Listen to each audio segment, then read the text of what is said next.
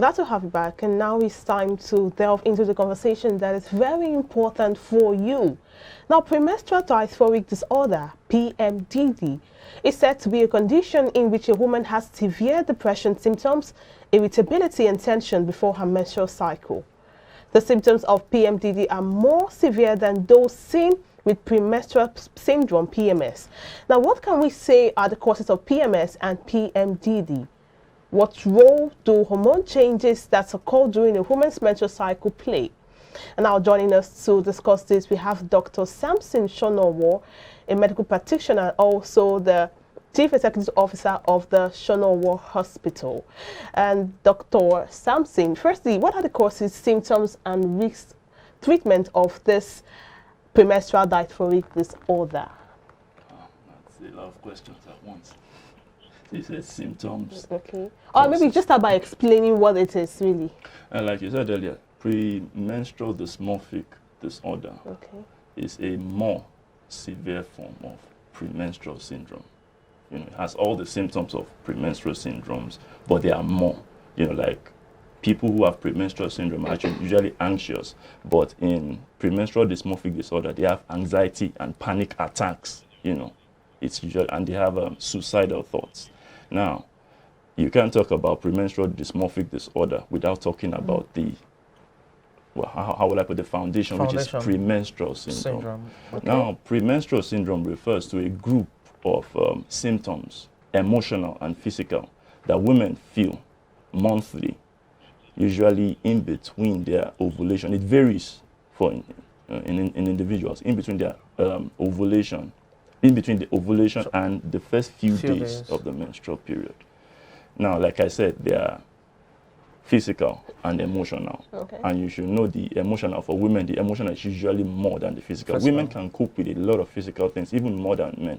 But it's the emotional aspect that actually makes them more stronger beings than men. I'm surprised I have to say this, but it's the truth. You understand? So, like I said, the emotional part, the emotional symptoms. Now I said there is the physical and the emotional symptoms. So the emotional symptoms include depressed mood. They're usually sad. They can become tearful all of a sudden. They cry uncontrollably. You know, their appetite changes. They have food cravings, especially for sweet things. They become very irritable. They can become very clumsy. They are anxious. Yes, I'm with you. I'm with you.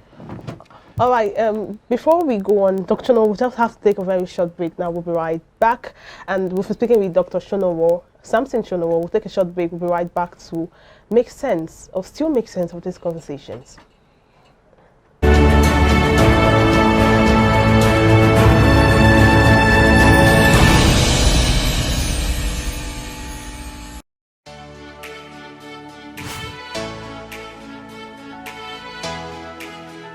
Most people don't understand the magic of a perfect skin, the allure of a well-pampered skin. We bounce from skincare products to skincare products, from spa to spa.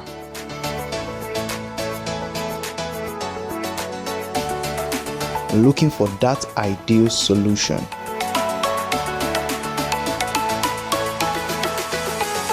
I found the solution.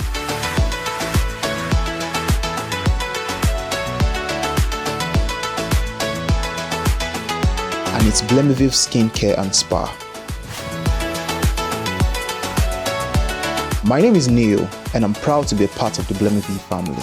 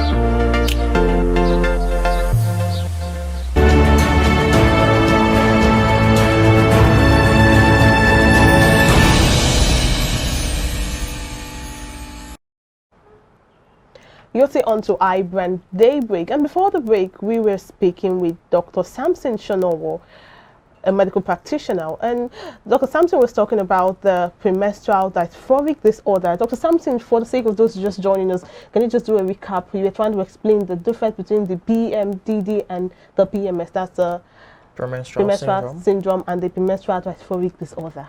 Yes, like I said earlier, they are both almost the same thing. Okay. One leads to the other, so to speak. The premenstrual dysphoric disorder, that one is a more severe form of the premenstrual disorder, you understand? So basically it includes all the symptoms of the premenstrual disorder with suicidal thoughts, you understand? And the symptoms in this case are usually more of an acute thing. They are more exacerbated, you understand? So the premenstrual disorder now, like I said, is a group of symptoms, physical and emotional, that women feel a week just before their menses and up to a few days after the menses are started. Now, the thing common about it is that it has to, before you can say a woman has premenstrual disorder, that means it occurs every month and it is enough to affect her daily activities. And if you notice, usually like a week after ovulation and to just a few days after her menstruation. So like I also said, the symptoms are physical and emotional. Now I'll take the emotional first. You know, they are usually very irritable. They can be very angry. They will be sad. They will be depressed. They can just start crying all of a sudden. And they will cry uncontrollably. And you as a man will be looking, what is wrong with this woman? This woman has started with a wala again.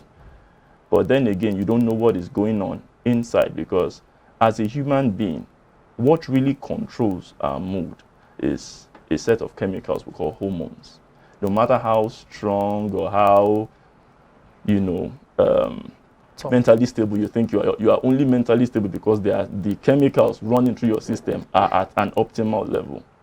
In these women, it fluctuates anyhow. And the way the human body is designed, if the changes are gradual, your body can slowly adjust. But if it is too abrupt, your body will not be able to adjust. Let me give you an example. If someone is bleeding slowly, the body, the circulatory system will compensate for that slow decrease in the blood volume. That is why you can see people who are bleeding slowly, who have a blood level of 18, but they are still alive. But if someone bleeds at once, lose a certain amount of blood, a high volume of blood at once, it will be very difficult for the body to adjust to that loss. So for this, the same thing kind of applies to this. If the hormones decline gradually, they would probably have been able to cope with the gradual decrease. But in this case, because once after ovulation, the two hormones controlling the that phase, the estrogen and progesterone, they decline sharply. So that leads to all those emotional things I just talked about. Then we have the normal physical symptoms of the regular menses, the bloating, the diarrhea, the headaches, the tender and swollen breast, you know, all that in addition to the emotional. You will never understand, because men will never understand, but the women will know what I'm talking about. And to think they have, a lot of them have that on a monthly basis. It's said like up to half of the women population have this premenstrual disorder. About 1 in 5 women, that's like 20%. The symptoms are severe enough to affect their daily activities for that period. Okay, you've given us a range of both the physical and emotional, you know, symptoms that's associated with premenstrual syndrome. Now, let's look at, you know, PMDD, the dysphoric. You talked about depression, suicidal, and all of that. Now, the questions, there are certain questions that would say, is it a mental illness, or can it still be restricted to just, you know, hormonal imbalance or disorder? Well, you can't really say it's a mental illness. You understand? It kind of overlaps a bit, but once you understand the background cause, you would know how to tackle it. You understand what I'm saying? The thing is, the cause has not really been fully understood. Okay. But what has really been implicated is the sharp decline in hormones. Now, if you hear estrogen from your knowledge in biology, the first thing you think of is, oh, its function is just to give women big boobs and big backside and pubic hair. That's not all it does. It has a very important function aside bone formation, maintaining healthy sperm and helping sperm to mature in men. You know, men also produce estrogen, but in minimal levels. Now, this estrogen also has function. It also affects the cognitive function. Anything that has to do with cognition means anything that has to do with thinking, reasoning, memory, remembering stuff. Estrogen plays a very, very important role in that cognitive function. You understand what I'm saying? So once that estrogen drops, there's this other hormone that increases. You don't want the way those hormones work. Some inhibit the other, some encourage the other to get secreted more. So just follow me now. Once the estrogen drops, you know, when after ovulation, estrogen drops and progesterone drops. So once they drop, another chemical rises. They call that one norepinephrine. So once that one rises, it decreases another set that we call neurotransmitters. Those ones work in the brain. They help transmit signals in the brain. Dopamine, you must have heard of dopamine before. Serotonin, acetylcholine. Those ones are responsible for mood.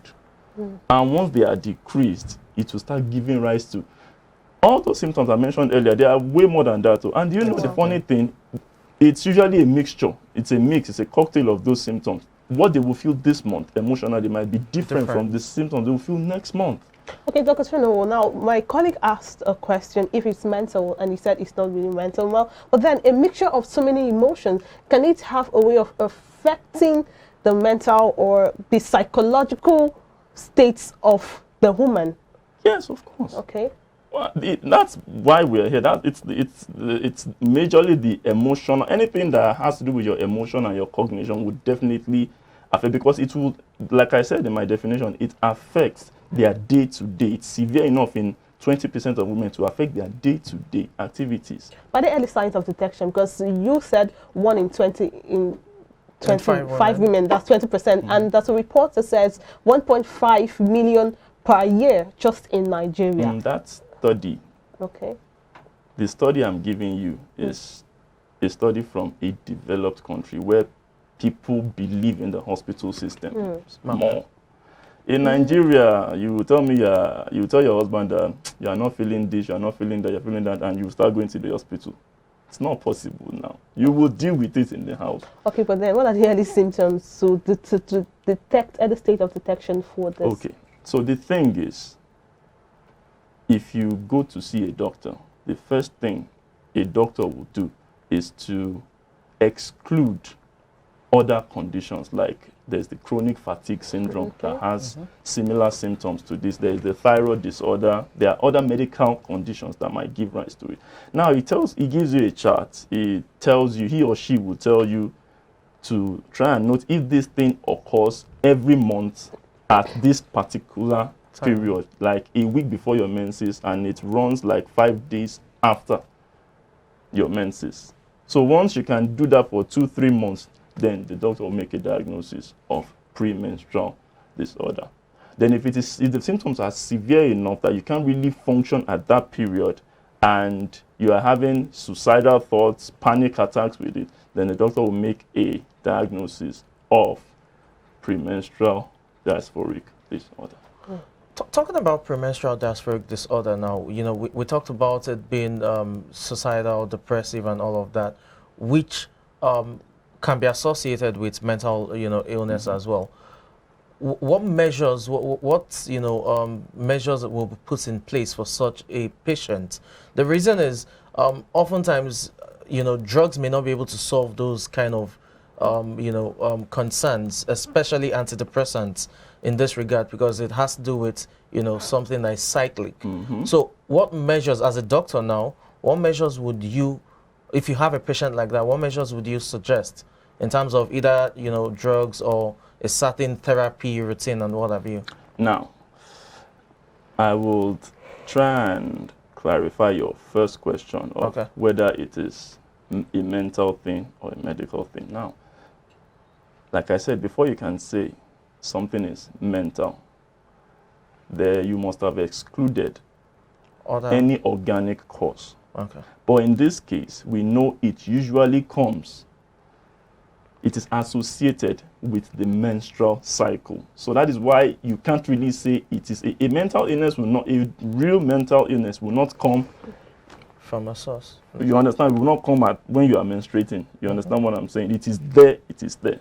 Although people who have background, family history of mental illness, or who have background depression, or people who have had this thing we call them this kind of depression they have after they've given birth. Postpartum depression. People like that are also prone to premenstrual disorder. Even in some cases, people who have background mental illness, once that premenstrual disorder now sets in, it brings out that background illness, and it brings on like an act. You know, like you have ulcer now, and then you use a drug like ibuprofen. You know, it brings it out in and makes it very acute, and you know, things that usually happen to them. So, to your other question, what measures can be put in place? In medicine, you treat the underlying cause. Different strokes for different folks. What is causing this in Mr. A or Mrs. A is not what is causing this in, you know, candidate B. So you look for the major cause, lifestyle changes. People who smoke, take alcohol, who smoke tobacco, take alcohol, engage in high sugar, fat, salt diets. People like that are prone to these things we are talking about. So you might want to cut down on those things. People who don't get enough sleep are prone to it. You try as much as possible to sleep. God help you if you live in Lagos. You know, try as much as possible to get some sleep. Physical activities. You understand? If you are getting to the stage of premenstrual dysphoric disorder, you might need a professional like a psychiatrist to bring in some other, you know, they are specialists in that field. They have other things they do, the cognitive behavioral therapy. They have all this therapy they do. And I'm really not a religious person, but God help you. All right, you just... Okay. All right, now looking at some other treatment, it's some, aside going to the hospital, which is also very important, at home, are there some things you can do or some things you can eat, probably talk to people, something that could help you aside the hospital? That's after going to the hospital, of course. After?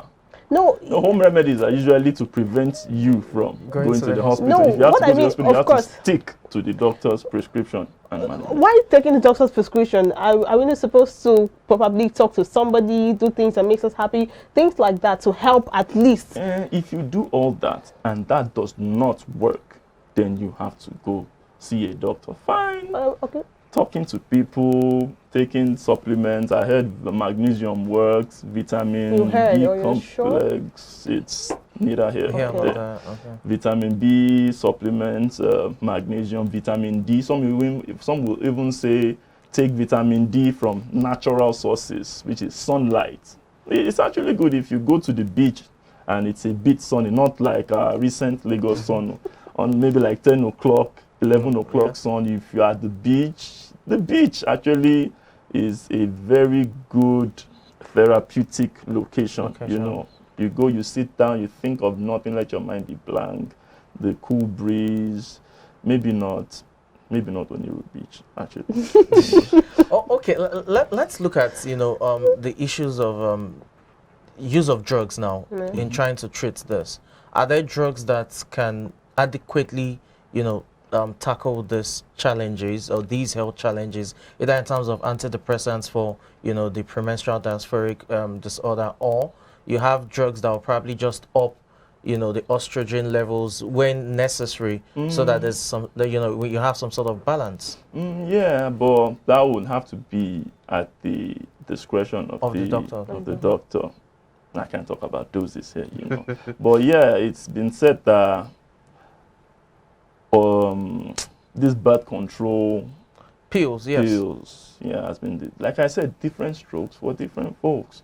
For some people, it's mood stabilizers or antidepressants that they prescribe to them. But like I said, the difference between a doctor and other healthcare personnel is that the only one that was trained to make a diagnosis is a doctor.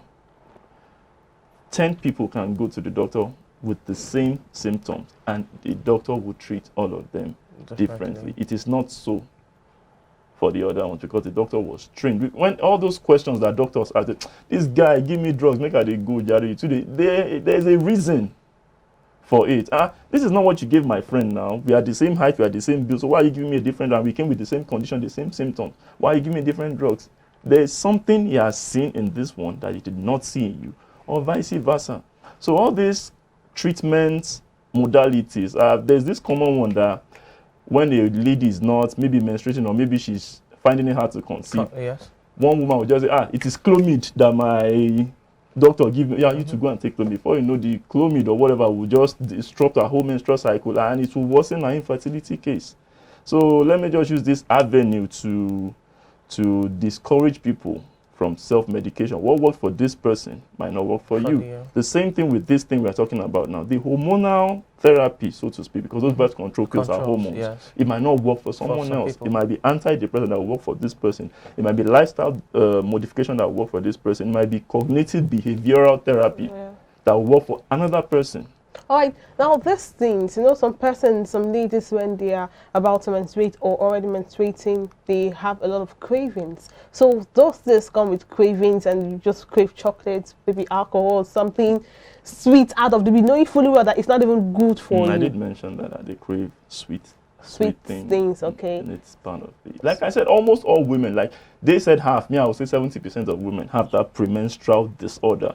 But it is just that it is not enough to affect the daily activities of most women. So that's why I said it is out of the people that have it, like 1 in 5 of the people that have the premenstrual disorder usually find it difficult to cope with their daily activities. You understand what I'm saying? So women just see it as normal menses. That's how my own menses is. So she doesn't know that she has premenstrual disorder. That is how my own body is. Okay, then. Okay. Okay. Sorry.